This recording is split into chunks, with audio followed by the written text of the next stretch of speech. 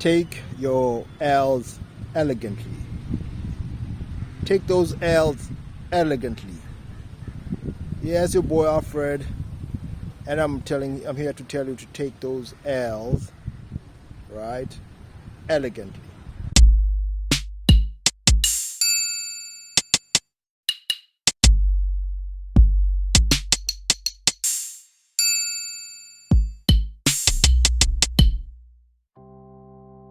Yeah, man. It's your boy Alfred once again, and welcome to another Wakati Avenue podcast. It's another day, another brand new day, and I'm here to yet another message to give you, and that's to take those L's elegantly, right? What do I mean? Well, those L's are basically the losses. L's are losses, and we all get them. No one is exempted from the L's in life, right? Whether failure, rejection, right? Things going bad, bad luck, you know the latter, right? Misfortune. All those are L's, right? Of course, some things are very hard to take in, right? But things like failure, right, and rejection, especially rejection from all sort of people, right? Whether it's women, whether it's just people in general that you would like to associate with or whatever, who you think they have something for you that you would be of benefit to you. Just take those L's with elegance, right? For example, mostly I've seen that a lot of men maybe, are very much afraid of rejection. A lot of men are afraid of rejection, right? From women, basically. Right? Fair enough, man. We all are, right? We all have to go through that, right? But we can't go through that cowardly. Don't take those L's. We're not going to create a persona that can actually take L's and accept failure or rejection, for that matter. So accepting those L's, accepting that those rejection in life, right? Accepting that they are there, and the fact that they are always going to be there, right? And you really cannot avoid them. So the matter of fact is that you cannot avoid them. However, it's how you react to them. So it's not a matter of avoiding L's or avoiding failure, for that matter. It's how you react to them. Reacting to them, especially when it's rejection, right? When you're rejected. Reacting to it elegantly and not showing too much emotions, right? It shows that you've grown. It shows that you're someone who's mature. It shows that you're someone who is in his element and you're grounded. Boys can hardly do that. And when I say boys, I'm talking about people who are not matured enough to take rejection, especially from women, right? And since this is a man's channel, I'm gonna talk in the perspective of being rejected by women, right?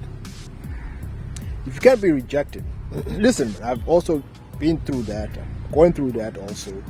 I know how it feels. But at the end of the day, man, you can't be defined by that. If you take it emotionally and you react in a way that is that's not proper, It shows that, it will tell most people, right, or even that woman, or the women that are rejecting you, that one, you're not matured enough, and two, you're too attached to the outcome. Now, what I found out that it's very hard to find a way to detach yourself from the outcome, because of course you have your own expectations, right? But you have to realize that you have to detach yourself from the outcome, which means it shouldn't matter whether She says yes or no, right? Being rejected is part of life. However, it's not the whole of life. You're not defined by being rejected, especially by some people, or especially in this case by women. It does not define you. You are rejected, so what? You failed, so what? How many people have failed but then have come up in life and done something worthwhile? Plenty. How many people have been rejected so much such that they were able to come out of those rejections, right? And they were able to create something from besides being rejected. We usually hear so many stories, right? For example, KFC, the way it started, Colonel Sanders, he was rejected. I think his recipe was rejected, I don't know how many times, right?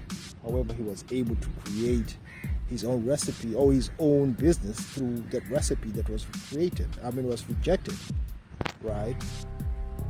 So you can see here, man, that being rejected, really, it's all about how you take it. Don't have to take it too seriously, nor do you have to take it personally. It's tough, right? But the only way you can actually go through it is actually going through it. All right. Put yourself out there. Get rejected. Right. Doesn't matter what it is. It means that what it actually means that if you're getting rejected, it means you're doing something. You're not the same as someone who's a coward, who's afraid of rejection. People who are cowards, afraid of rejection, they don't go nowhere. They don't create a persona or that toughness or that that identity that they've been somewhere, they've done something. So when you're getting rejected, then you're telling even your subconscious that, hey, listen, I'm going to go one more time. I'm going to go one more time until that becomes the rejection become immune. You become immune to them, to those rejections. If you're, for example, if you're going to ask for a job, right, take your resume, your CV to a certain office or something, right? You get rejected.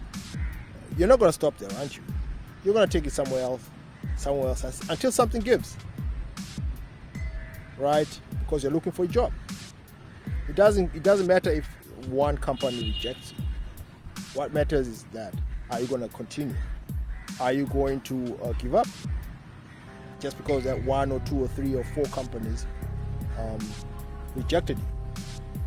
Now I know personally plenty of people who have been rejected more in a company, right? Different companies, that is, more than 10 times, but they tried maybe the 15th time, then they got a job that was well paying, right? That actually the kind of job that they would really, really like.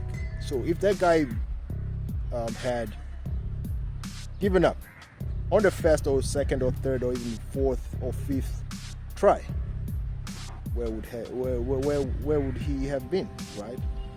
So which means that don't be afraid of rejection. Rejection is basically part of life. We all go through it. We have to go through it in order to grow and accept the fact that reality is this way. Reality is that not everyone is of your interest, right? Not everyone sees you the way you think you see yourself, right? Especially women. At times you need that reality check. Rejection sometimes is just a reality check. That's what it is. You go to the gym sometimes, you get pumped up, you know your body's right, you dressed up, you know you're looking good, smelling good, you know, after going to the gym and shit, and then you're out there maybe making a chick and she rejects you, right? Yeah, at times maybe she's doing it out of spite, but still, that also means that, hey, there's some people who won't accept me the way I am. But does that mean you should stop accepting yourself? No. Should you put any doubt just because a chick that you hardly know rejected you? No. it just means that it's her loss. She's the one who rejected you.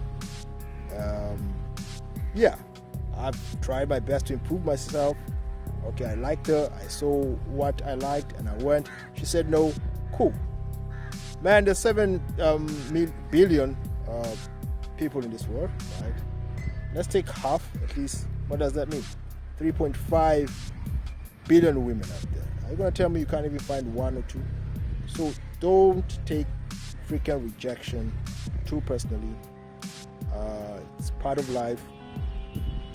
And it's part of self-improvement. Take it as part of self-improvement. You need those scars. Rejections are scars. You need to say, hey, why are there scars? Because you're going through something that not many are willing to do. That's it. Many people are just not willing to go through that. And tell you what, a lot of people who get also get jealous of most people who are trying, right? Because they can see those scars, and the scars eventually do heal, right? And like I said, you become immune. That scar tissue become tough. You toughen up. So those rejection actually toughen you up. So it also kind of broadens, right? It goes beyond just being rejected. The toughness goes just beyond being rejected. You also get ready for other things, right? Your mindset becomes tough too, because you really don't care. You can also create that I don't give a fuck sort of persona, right? That, hey, I've been rejected so many times. Why the hell should I care about you?